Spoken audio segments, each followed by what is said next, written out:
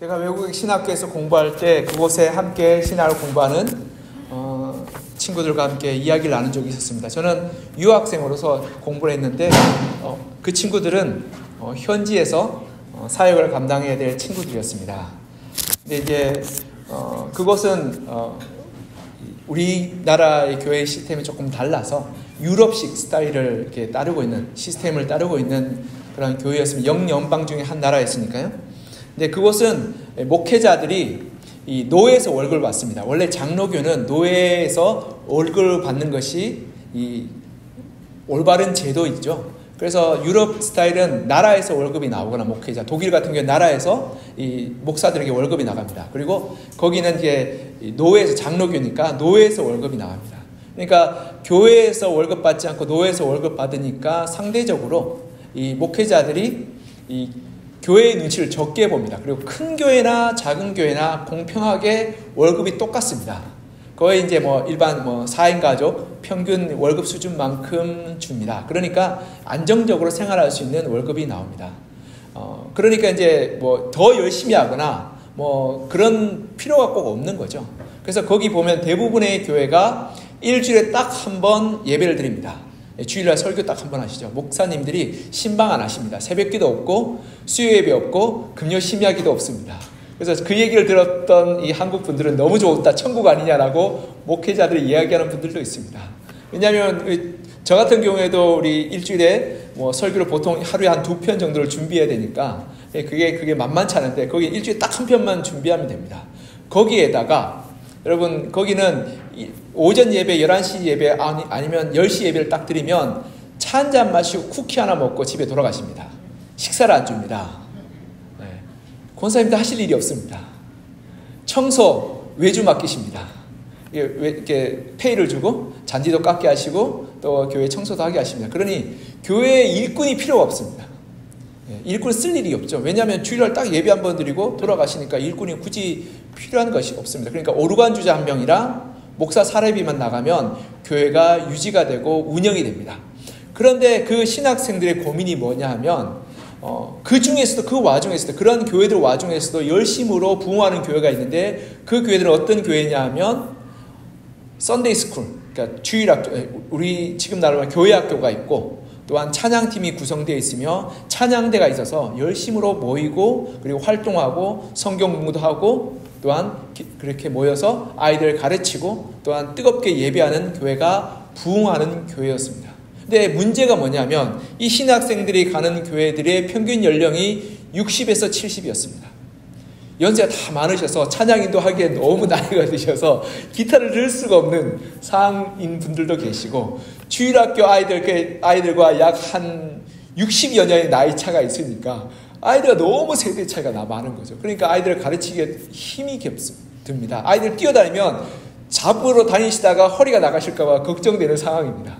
그러니 그 신학생들이 고민하는 것은 교회 일꾼이 없어서 참 걱정이다라고 이야기합니다. 그들은 열정과 그리고 열심이 있는데 교회를 섬길 일꾼들이 없기 때문에 교회를 돌보고 세우고 부흥케 하는데 참 어려움이 많다라는 그런 개인적인 이야기들을 토로하는 것을 제가 들었습니다. 그나마 우리 서부광성교회는 일꾼들이 참 많으시죠. 그래서 다 머리가 대부분 검지 않습니까? 제가 거기 가서 예배 드렸는데 대부분 머리가 하얗셨습니다. 하얀 물결이어서 참 안타까운 마음이 있고 주일학교가 없는 교회도 많더라고요. 지금도 우리 한국교회가 점점 그렇게 되고 있는 상황입니다. 그런데요, 여러분 죽어가는 교회, 이 미래가 없는 교회는 그렇게 일꾼이 필요가 없습니다. 목사 혼자서 하면 됩니다. 그런데 성장하는 교회, 부흥하는 교회는 일꾼들이 필요합니다. 오늘 본문에서 보면 이 교회에서도 이런 문제가 생겼습니다. 교회가 점점 커지고 예루살렘 교회가 점점 부흥함에 따라서 일꾼들의 문제가 대두되기 시작했던 것입니다. 우리 6장 1절을 같이 한번 읽어볼까요? 6장 1절 시작. 네. 자기의 과부들이 매일의 구제에 빠짐으로 히브리파 사람을 원망하니. 아멘.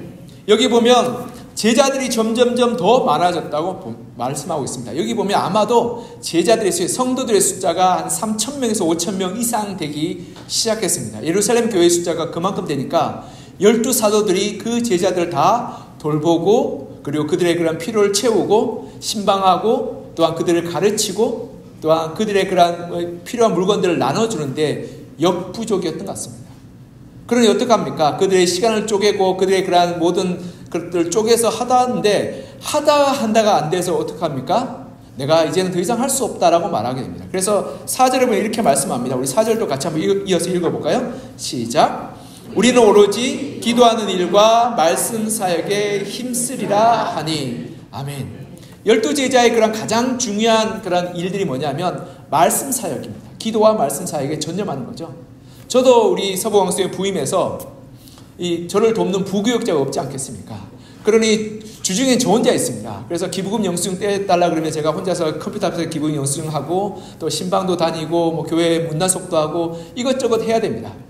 그러니까 이제 일이 적으면 괜찮아서 다 할 수 있습니다. 그런데 일이 점점 많아지고 신방도 다니고 지난주처럼 뭐 유아 세례도 있고 또 뭐 야외 예배도 있고 그리고 뭐 성찬식도 있고 그러면 일이 너무 많아지니까 제가 역부족임을 느낍니다. 그래서 뭘 줄이겠습니까? 설교 시간 준비하는 시간을 줄일 수밖에 없습니다.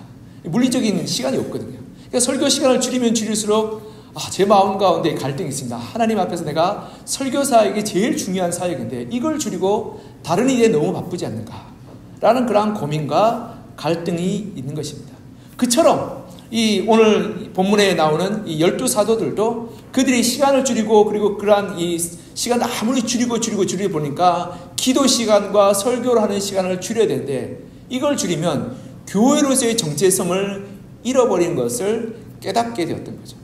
그래서 이 사도들은 하나님의 말씀을 제쳐두고 접대하는 것, 봉사하는 것을 일삼는 것이 마땅하지 않다고 말하며 일꾼들을 세워야겠다고 결단하고 결심했던 것을 볼 수 있습니다.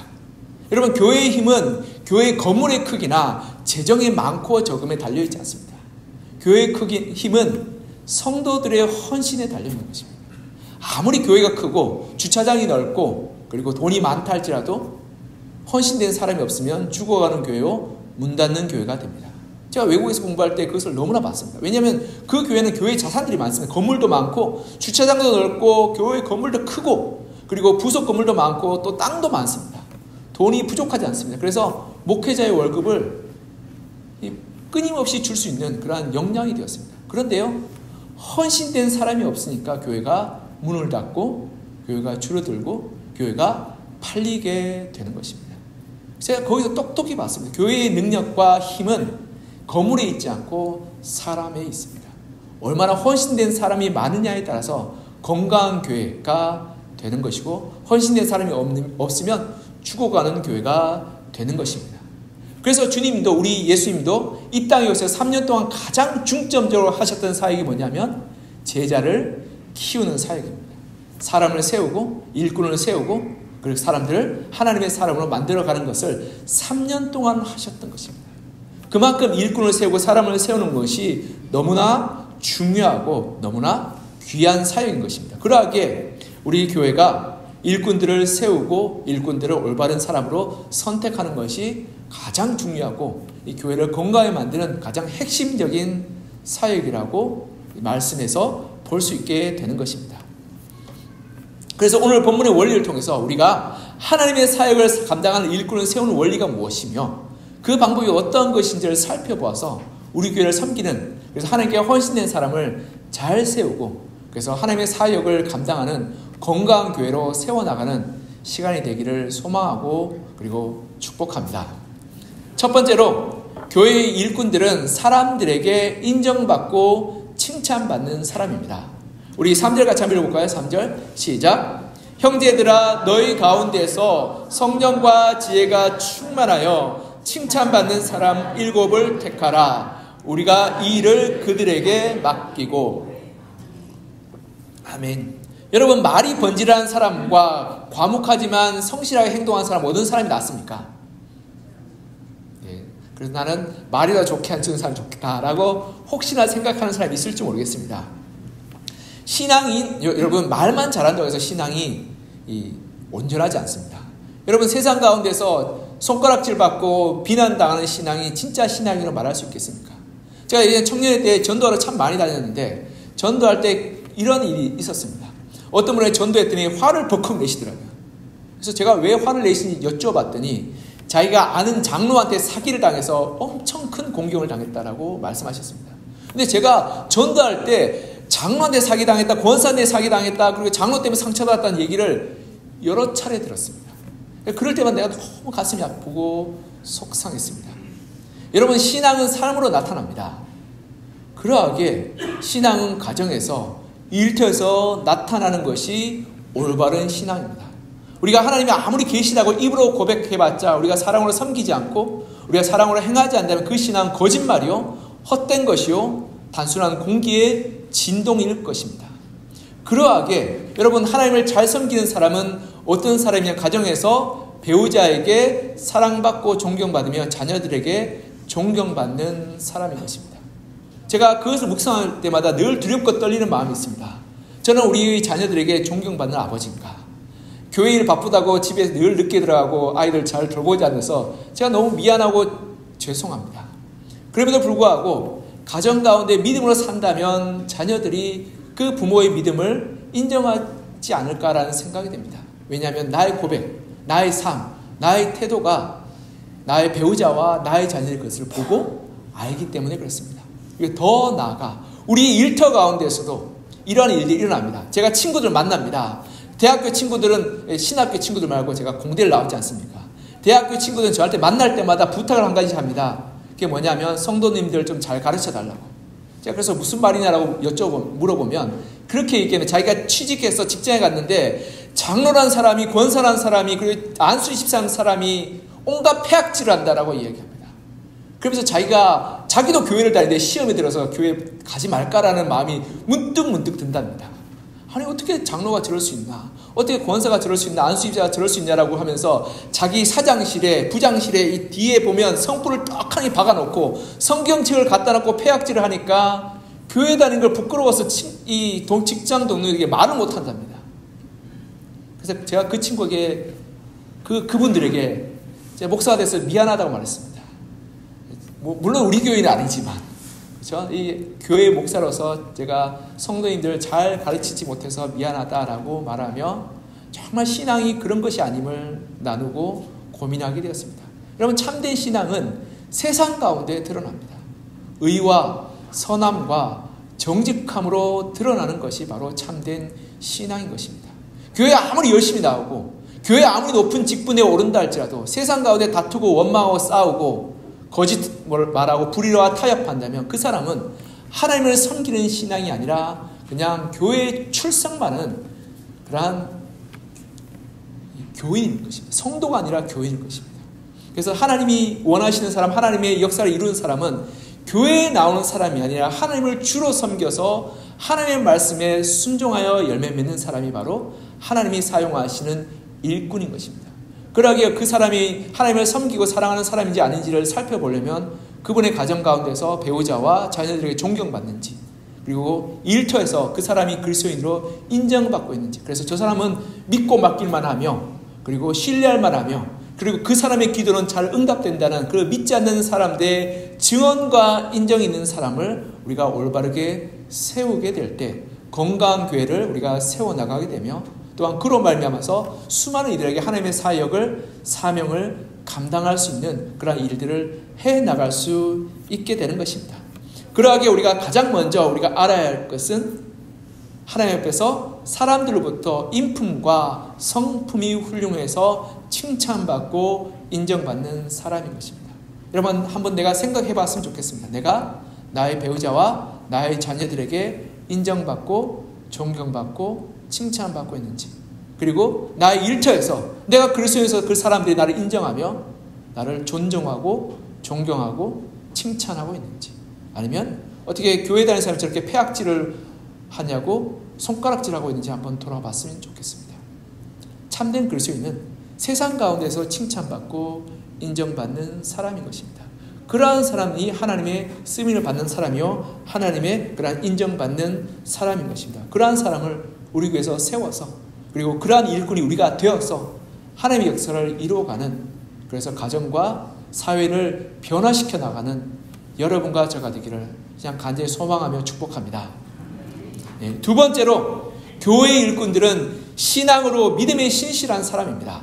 우리 본문 5절 같이 한번 읽어볼까요? 5절 시작. 온 무리가 이 말을 기뻐하여 믿음과 성령이 충만한 사람 스데반과 또 빌립과 브로고로와 니가노르와 디몬과 바메나와 유대교에 입교했던 안디옥 사람 니골라를 택하여. 아멘. 오늘 본문 5절에 보면 7 집사를 택하게 되는데요. 그 사람이 어떤 사람이냐? 믿음과 성령이 충만한 사람이라고 말하고 있습니다. 믿음과 성령이 충만하다는 것은 하나님을 향한 열정이 충만하다는 것입니다. 여러분, 성령 충만한 사람이 어떤 사람인 줄 아십니까? 성령이 충만해지면 눈빛이 달라지고 삶의 태도가 바뀝니다. 성령 충만하면 이 하나님 향한 사랑을 마음 때문에 어떻게 하든지 한 것이라도 더 헌신하고 싶고 나누고 싶고 베풀고 싶습니다. 여러분, 사랑하는 감동이 들면 어떻습니까? 자녀를 향한 사랑의 감동이 들면 자녀를 위해서 나의 모든 것을 내어줄 수 있지 않겠습니까? 그것이 부모의 사랑인 것입니다. 자녀를 지극히 사랑하는 부모는 자녀에게 자기의 생명조차도 내어줄 수 있는 것이 자녀를 사랑하는 것입니다. 근데 성령이 충만하게 되는 순간 어떻게 되냐면 하나님을 너무 뜨겁게 사랑해서, 그래서 하나님에서 헌신하고 자기 모든 인생을 내어드릴 수 있게 되는 것입니다. 저도 가끔 농담으로 이렇게 얘기합니다. 제 친구들과 만나면, 공대 친구들 만나면 그들은 지금 저 나이쯤 되면 부장급 되죠. 그래서 뭐 연봉이 얼마고 이런 얘기를 합니다. 그래서 그런 얘기를 하면서 저한테 농담을 묻죠. 너는 목사가 돼서 참 안타깝다라고 얘기합니다. 그래서 저도 반은 농담으로 내가 대학 때 하나님을 뜨겁게 만나지 않았어도 너희랑 비슷하게 살 텐데라고 이야기합니다. 근데 제가 후회하지 않습니다. 그때 뜨겁게 만났기 때문에 제가 이 자리에 있게 되고 하나님의 은혜로 목사의 사명 감당하는 것이 얼마나 귀하고 아름답고 복된 것인지 비교할 수 없습니다. 돈 좀 더 받는 것과 비교할 수 없는 것입니다.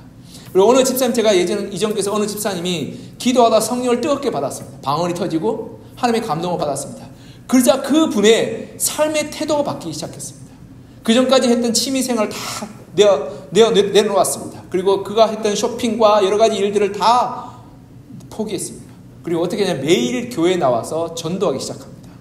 그래서 저를 귀찮게 합니다. 목사님 전도하러 가시죠. 목사님 어제 갔다 왔더니 어떤 분이 예수 믿겠다 합니다. 오늘 같이 가서 기도 좀 해주시죠. 그러면 목사가 예수 믿겠다는 사람한테 못 가겠다 어떻게 얘기합니까? 네, 가겠습니다. 라고 얘기합니다. 그리고는 전도 물품 좀 달라고 맨날 요구합니다. 전도 물품 하나에 100원짜리, 200원짜리 전도 물품 있죠. 가게 되면 한 50개, 100개씩 쓰고 오십니다.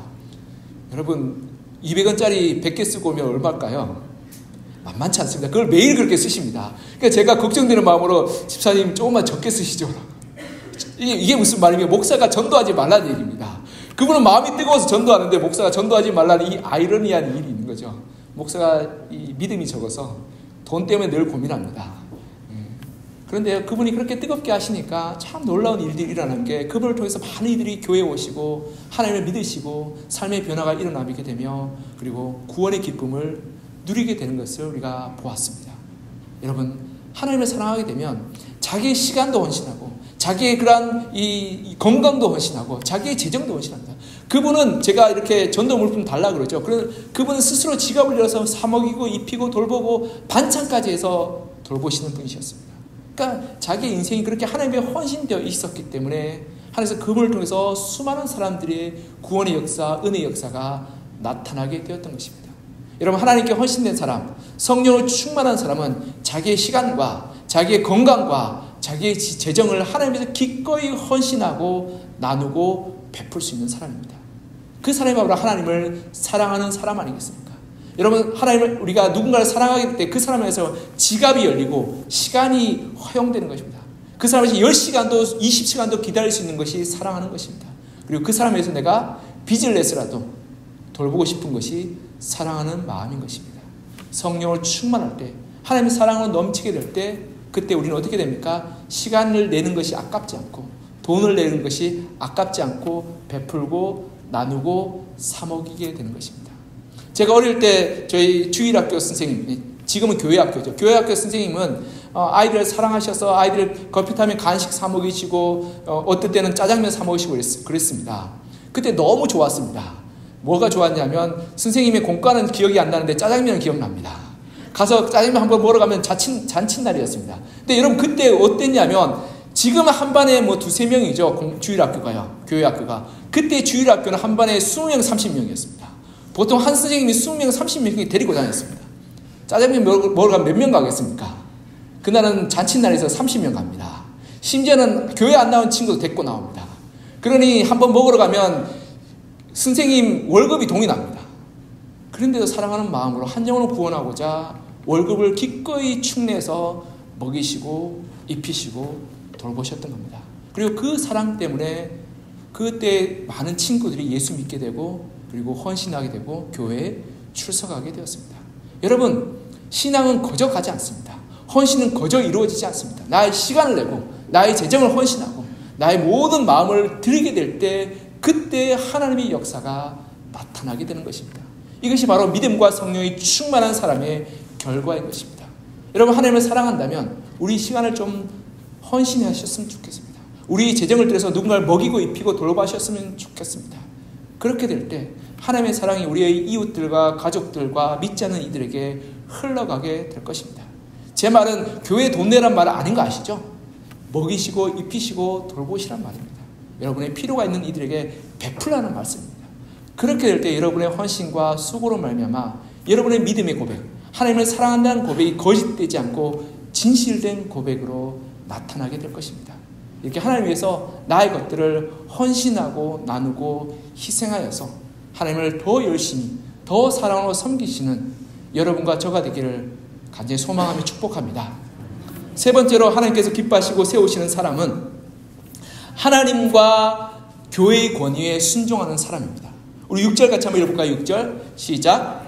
사도들 앞에 세우니 사도들이 기도하고 그들에게 안수하니라. 아멘. 오늘 본문에 보면 이 사도들이 12사도들이 이 7집사를 안수하여서 기도합니다. 이는 어떤 행위냐면 하나님의 권위를 그들에게 위임하는 것입니다. 그래서 그들에게 이 제자들이 그리고 성도들이 순종하고 따르고 순복하도록 세워나가는 거죠. 왜냐하면 이들이 음식을 나누어 주는데 이 음식을 나눠주는 그 양과 과정들을 사람들이 자기의 그런 견해와 자기의 방법대로 요구할 수 있었던 겁니다. 그런데 7집사는 그 권위를 맡겨서 그들이 나누어지는 그 방법대로 순종하고 따를 것을 위임하였던 것입니다. 여러분, 교회는 이 세상의 동아리와 다릅니다. 제가 어디 갔더니 제가 어디서 교회 얘기를 하는 걸 들었습니다. 어느 남자 두 분이 교회 얘기를 하는데 한 분이 교회에 대해서 굉장히 궁금한데 다른 한 분이 교회에 대해서 잘한다고 말하며 자기가 그렇게 얘기하셨습니다. 교회 직급이 어떻게 됐냐면 제일 처음에 오면 교회에 등록하고 회원이 됐다가 좀 다니면 거기서 집사가 되고 집사가 좀 다니면 승진해서 권사가 되고 권사가 승진하면 장로가 되고 장로가 승진하면 목사가 된다고 이야기합니다. 이상하죠? 그래서 그 사람이 그 친구가 물어봤어요. 그러면 집사들 월급이 나오는 거냐고. 그러니까 그 옆에 분이 이렇게 말합니다. 집사나 권사는 수당 받는 거고 장로부터 월급이 나온다고. 그래서 제가 궁금했어요. 아니 그분 도대체 어느 교회 다니길래 그렇게 하시나. 네, 뭔가 비슷한데 다단계 같지 않습니까? 사입이 이단아닌가 라는 마음이 들었습니다. 네, 여러분 이건 세상적인 다단계입니다. 그리고 어떤 분들은 교회를 또 마치 이사회처럼 생각하시는 분도 있습니다. 이사회처럼 생각하는 것은 우리가 결정하고 우리가 생각해서 모이면 우리가 이 교회를 운영해 나갈 수 있다고 생각합니다. 또 어떤 분들은 민주주의 방법으로 모든 사람이 다 동의해야지 교회가 운영된다라고 생각하기도 합니다. 그런데요, 그게 다 틀렸습니다. 교회는 하나님의 권위에 순종하는 공동체입니다. 우리의 모든 성도들이 다 옳다고 생각해도 말씀이 틀리면 그건 하나님의 권위에 순종해야 됩니다. 내 뜻과 내 방법과 내 계획을 굽혀서라도 하나님의 말씀과 하나님의 권위에 순종하는 것이 건강한 교회인 것입니다. 그러하게 이 역사상 수많은 이 분란과 다툼과 분쟁이 일어나게 되었을 때 수많은 나라의 애국자들과 나라의 그러한 일들이 일어나게 됐을 때 교회의 법과 다르게 될 때 거기서 명확하게 나타나게 되는 것입니다.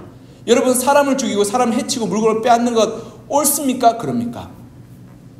잘못되었죠. 우리가 평범한 이성적인 있는 사람은 그렇습니다. 그런데요, 나라가 이상하게 지고 혼란에 빠지게 될 때 남의 물건을 빼앗고 남을 격리하고 죽이는 것이 너무나 당연한 세상에 오게 될 때 그것이 마치 올바른 것처럼 주장할 때가 있는 것입니다. 그럴 때 우리는 어떻게 해야 될까요? 다수결로 사람들이 결정하는 것이 아니라 하나님의 말씀에 순종하여서 그 뜻을 따르는 것이 올바르다고 결단하고 헌신한 것이 건강한 교회인 것입니다. 우리가 일제 치하 때 어떤 일이 있었습니까? 신사참배를 하라고 했습니다. 그래서 많은 교회들, 어떤 목사들은 이것이 나라를 사랑하는 애국의 길이라고 말하며 신사참배에 동의하였습니다. 그러나 성경은 결단코 우상 숭배하지 말라고 했습니다.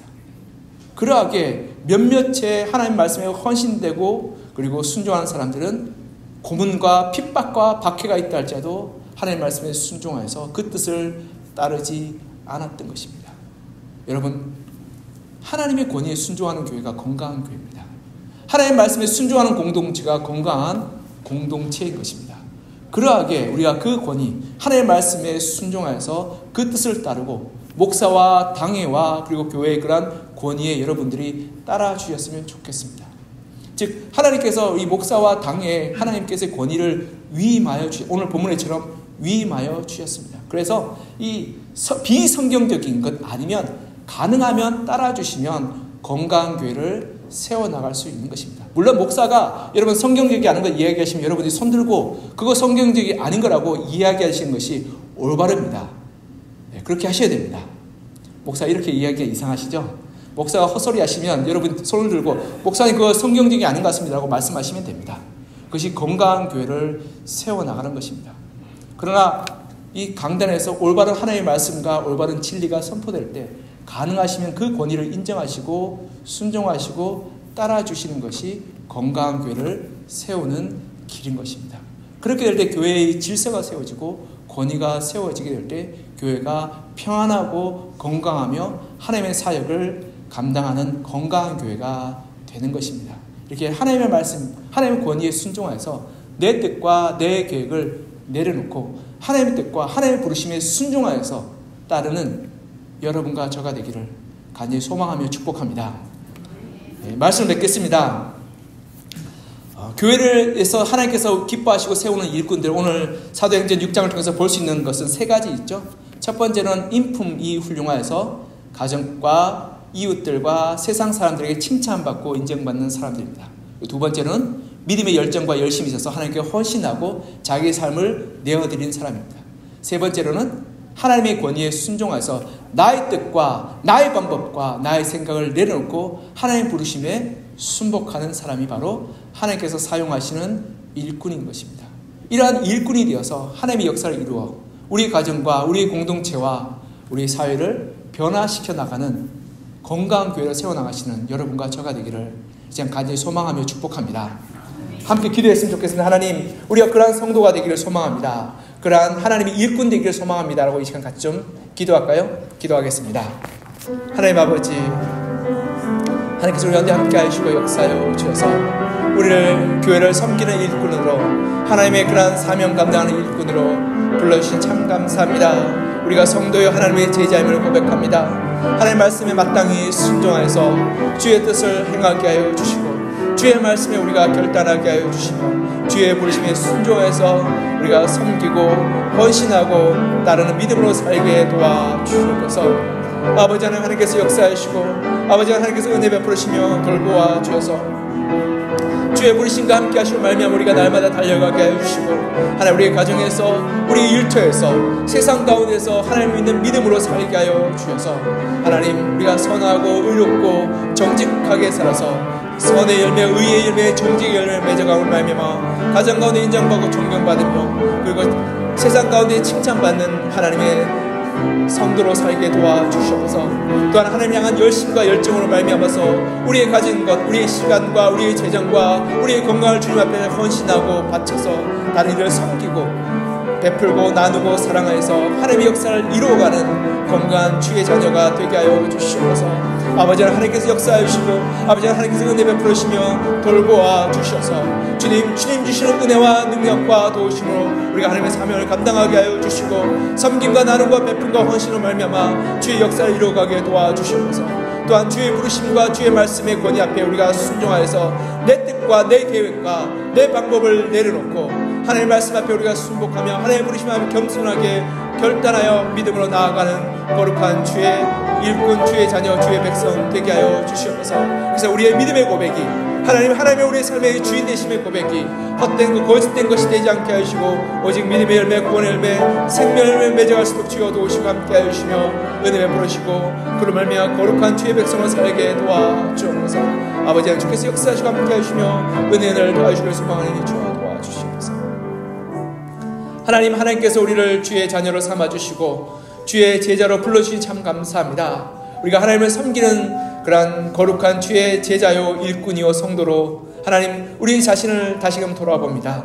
하나님 초대교회에서 일꾼을 세울 때 사람들에게 칭찬받는 사람으로 세웠음을 봅니다. 우리가 우리 가정 가운데 우리 일터 가운데 선하고 의롭고 정직과 열심으로 살아서 우리가 배우자와 자녀들에게 존경받고 인정받으며 또 일터에서도 칭찬받는 사람으로 살게 하여 주셔서 우리의 믿음의 고백이 하나님 우리 삶으로 나타나게 하여 주시고 우리가 입으로만 신앙생활을 하는 것이 아니라 삶으로 신앙생활하여서 우리 가정과 우리 일터 가운데 하나님의 살아계심과 하나님의 위대하심과 하나님의 사랑하심을 드러내 보이는 삶 살게 하여 주시옵소서. 또한 하나님 우리가 하나님의 한 열심과 열정으로 우리가 살게 하여 주셔서 성령 충만함으로 우리가 더욱 뜨겁게 하나님을 사랑하여서 우리의 시간과 우리의 재정과 우리의 건강을 하나님께 헌신하며 드리게 하여 주시고 우리가 천국에 대한 믿음을 말미암아 이 땅의 시간과 이 땅의 재물들이 하나님 것임을 고백하며 기꺼이 나누고 베풀고 섬기며 살게 하여 주셔서 이 땅을 후회 없게 믿음으로 달려가게 하여 주시고 그래서 생명의 열매, 구원의 열매를 맺어가는 그러한 하나님의 충성된 일꾼으로 살아가게 도와주시옵소서. 그리고 하나님의 권위 앞에 우리가 순복하여서 내 뜻과 내 계획과 내 방법을 내려놓고 하나님이 부르실 때 하나님 주님 원하신다면 내가 순종하겠습니다. 주님 원하신다면 내가 헌신하겠습니다. 주님 말씀하신다면 내가 따르고 그리고 하나님 앞에 나아가겠습니다 고백하며 결단하여 주의 말씀에 순종하는 주의 제자요 주의 백성이요 주의 자녀로 살게 하여 주시옵소서. 그래서 우리의 삶 가운데 우리 가정 가운데 하나님의 천국을 이루어가게 하시고 우리 일터 가운데 하나님의 다스림이 나타나게 하여 주시며 우리의 삶 가운데 하나님의 역사가 나타나서 하나님 이 땅을 하나님의 천국으로 하나님의 다스린 곳으로 변화시켜 나가게 하여 주시고 그로 말미암아서 죄와 사망 가운데 신음하고 고통받는 많은 이들에게 자유와 기쁨과 구원의 복된 소식을 전하는 그런 하나님의 사명자로 살아서 하나님 이 땅 가운데 50배 100배의 영혼의 구원의 열매를 맺게 하여 주시고 천국에서 칭찬받는 하나님의 위대한 일꾼으로 살아가게 도와주시옵소서. 주께서 특별히 오늘 우리의 교회의 모든 투표와 선출 가운데 역사하셔서 하나님이 기뻐하시는 일꾼이 세워지게 하여 주시고 그래서 우리 교회가 날마다 하나님의 은혜 가운데 부흥케 된 역사가 일어나게 도와주시옵소서. 오늘 주에서 하나님의 사명과 사역을 이루어 가실 것을 간절히 소망하며 살아계신 예수 그리스도 이름으로 기도합니다. 아멘.